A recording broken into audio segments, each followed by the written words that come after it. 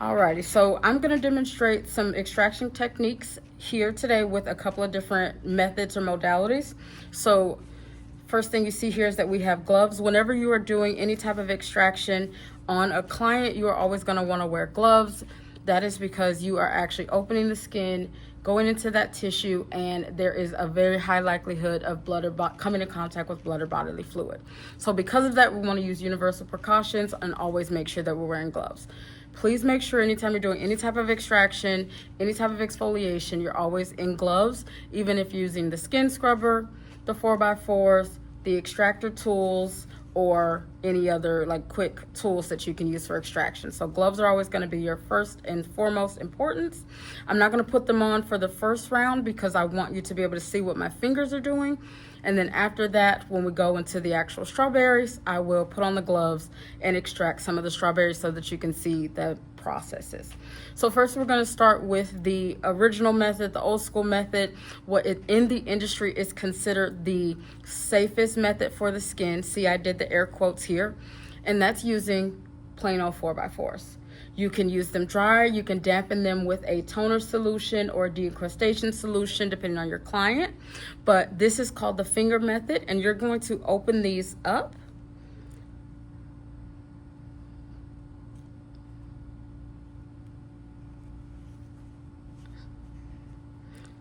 I like to make a little triangle. Take your pointer finger on the right or dominant side and then your pointer finger on the other, and we're going to wrap them. So we're going to start here and taut,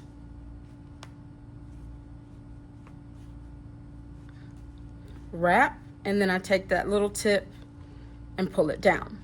We would do the same thing to the other hand. If it comes off, you want to give yourself a clean top. So the tip of your finger needs to be pretty smooth. You don't want too much extra. So keep folding until you get it comfortable.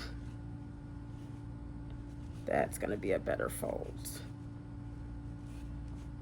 And then there we go. So now I've got a good grip with this, and this is nice and smooth, so I can work my finger with nothing in the way. And then I'd wrap the other one.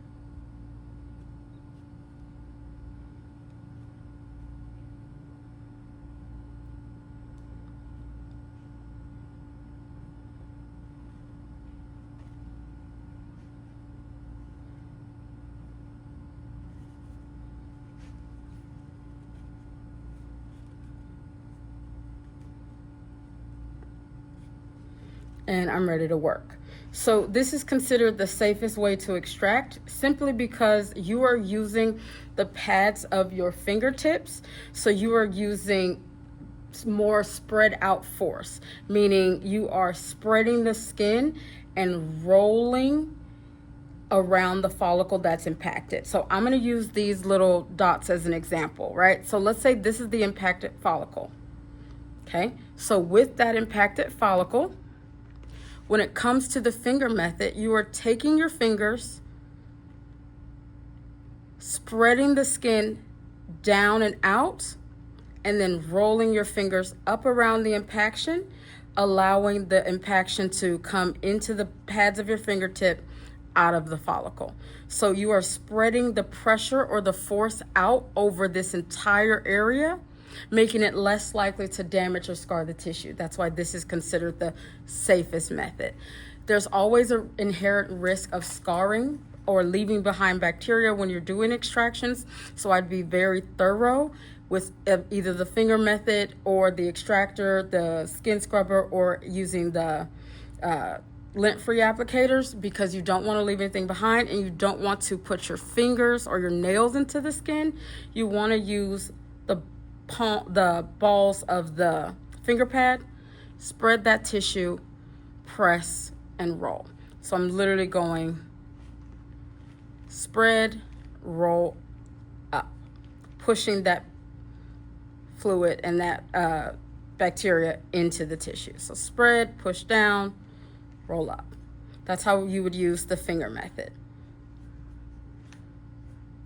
Another example of the finger method but using less spread out pressure or force is to actually use lint-free applicators. This is something I came in contact with learning from another esthetician. So what you do is the exact same technique, but you are able to use something that's a little firmer to help with the more stubborn extraction. So you would still wear your gloves, obviously, because you are coming in contact with blood and bodily fluid, but you would separate, go on either side of the impaction, push down slightly, and swoop up to push anything that's open and ready to come out of the follicle.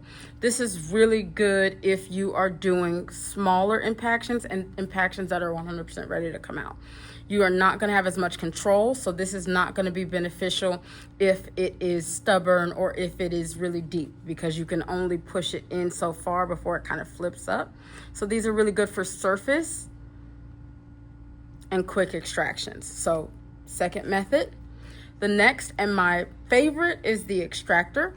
This little tool of pain is nobody's favorite thing to get. They typically come with small loops on either side. As you can see, these are the same tool, but then you have a tool that may look like this. Please note that as an esthetician, you can use any of the loops, but you are legally not allowed to use a lancet. You can buy it, but you're legally not allowed to use it. Using a lancet is technically a medical tool because you are opening the impaction, you're cutting the skin, and you're not allowed to slice the skin open. So even if you see these, you're not technically or legally allowed to use them, but that's what the lancet does. It cuts open the impaction, making it easier to get that impaction out. So let's just say I was able to use a lancet because maybe I work under a medical director. I would hold the tissue taut in between two fingers, slice open into the follicle where we have the opening or the head, and then I would use either of these methods to go get it out. It slides right out when you use the lancet. But again, I'm going to say it for the third time. As an esthetician, you're legally not allowed to use the lancet. Have I used the lancet? I'm not telling on myself. Now, when it comes to the extractor tool, there's two sides to the loop. They will both come pretty flat. I can tell you one tip to using the smaller loop is to bend it ever so slightly so it's almost at a 45-degree angle. So here's an example of a flat loop. No, that's bent too. That one's bent. Let's see if I can get a flat one in here.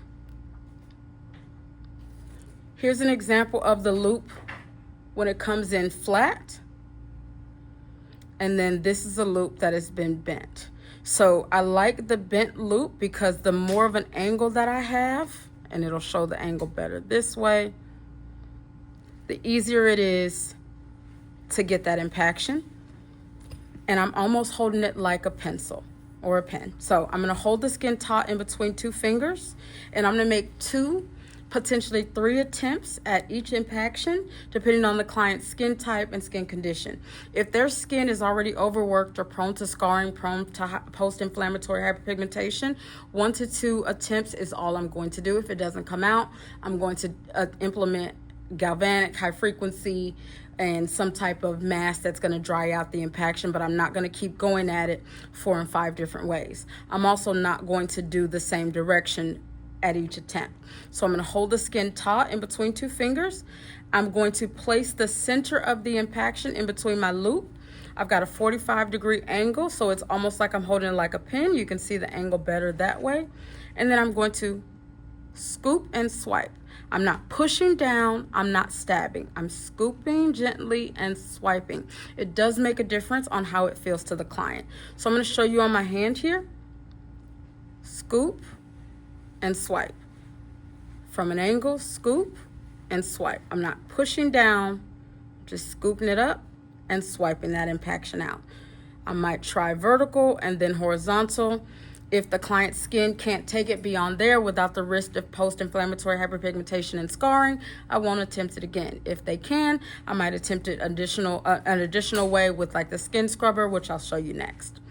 These loops are the same thing, they're just different shapes, different forms. You can use either one. I prefer the smaller loop, but different impactions are going to call for different things. This one's a little wider, so if you've got a little bit of a bigger impaction, it might work better for you. So I'm actually going to show you the difference on a strawberry. So we've got the little seed here, smaller loop,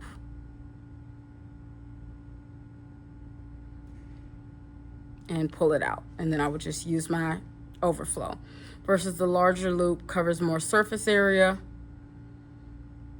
and in my opinion did a little more damage in there. So I prefer the smaller loop, but neither one of them is wrong. Neither one of them is, you know, better than the other. It's going to be a matter of preference in the skin that you're working on. So I'm going to put those down, and then I'm going to move on to the third, the skin scrubber. So in order to use the skin scrubber for extractions exclusively, I'm not talking about product penetration for the de-encrustation gel. I just mean when you're ready to actually extract the impaction. So I would then take the skin scrubber, I'm going to turn it on, and I'm going to use it with the spatula face up. So if you see the spatula at the angle, it is kicked up towards the surface of the skin as opposed to down. It'll be lifted up, and then I'm going to do either lifting or ion positive on top of that de-encrustation. So I'm going to hold the skin tight just like I would with any other method using the tools, and I'm going to use one side of that spatula, scoop and swipe. So we'll do a strawberry example for that one as well, and it'll pull it right out. You don't want to go here unless you're working on like the side of the nose, because it's going to cause more widespread trauma to the tissue. So when I'm doing the nose, I'll typically hold it to the side and work the crevice, scooping and swiping. I'm going to do the opposite side, hold the nose, scooping and swiping. You can work the bridge, scooping and swiping. But I'm typically working up. Now, if I can, for the tip, I might have to work down, but for the most part, I want to work up. Making sure to hold that nose. Same for any other area. Holding taut, scooping, and swiping. Only time I'm using the full area is if I'm trying to get multiple impactions along a line, like in the nose situation, because I would cover more of the nose as opposed to using the tip. But for a single impaction, I'm going to use one of my sides, because I'm not using it to take off product like that. I'm using it to isolate and take an impaction out of a individual follicle. So then I would turn that off, making sure not to get any bacteria or buildup or water or fluid into here. And then I would just keep a spare 4x4 to clean that, and then I would also keep a 4x4 to catch anything that I extracted so that I can put it on there. So I would have a clean 4x4 for my extracted product or extracted bacteria or buildup, and then I would have a clean 4x4 to clean off any tools. I don't want to mix them and use the same one. So I'm going to put on my gloves, and I'm going to use the strawberries as an example of all four. Because remember, we always wear our gloves when we're doing extractions, because we're clean estheticians who care about our clients and our personal health and safety. Be mindful when you get to the point where you're doing extractions, you might touch things like your light, your woods lamp, you might touch the bed, you might touch your steamer, you might touch your modalities.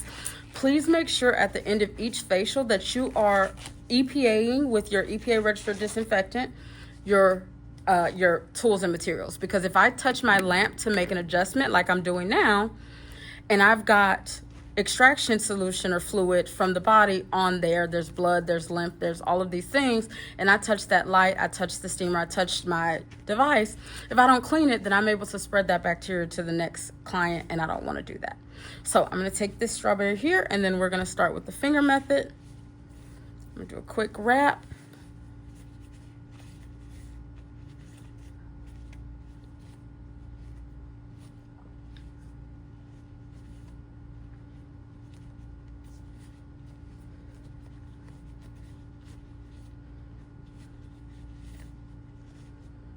I'm going to go to my client, spread, push out, and swipe.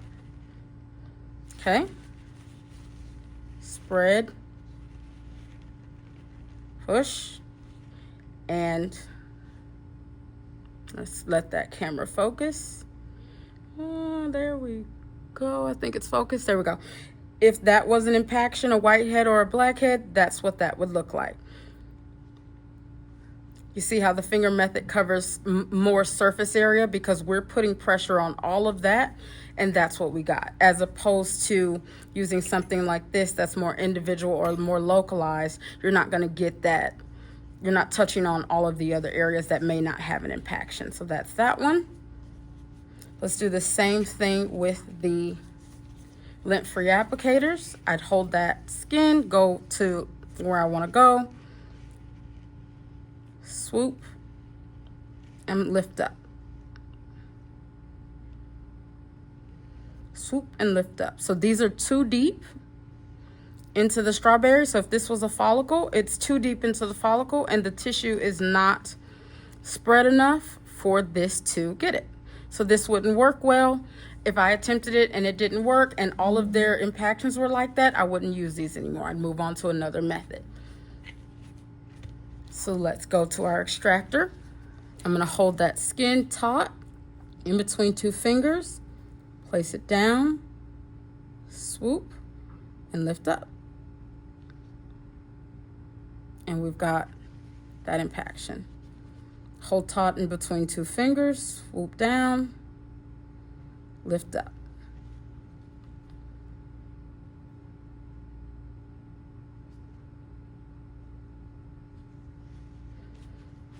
And for the skin scrubber.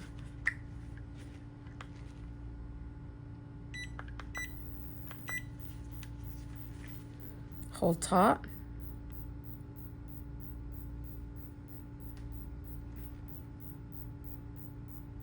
Get that impaction.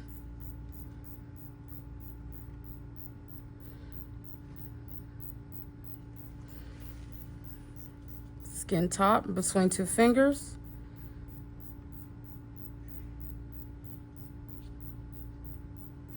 And down onto your catch pad. Okay, take a moment, grab some gloves, grab some seeded fruits, kiwis, strawberries, blackberries are all good, and try it for yourself. I'll see you in the next one.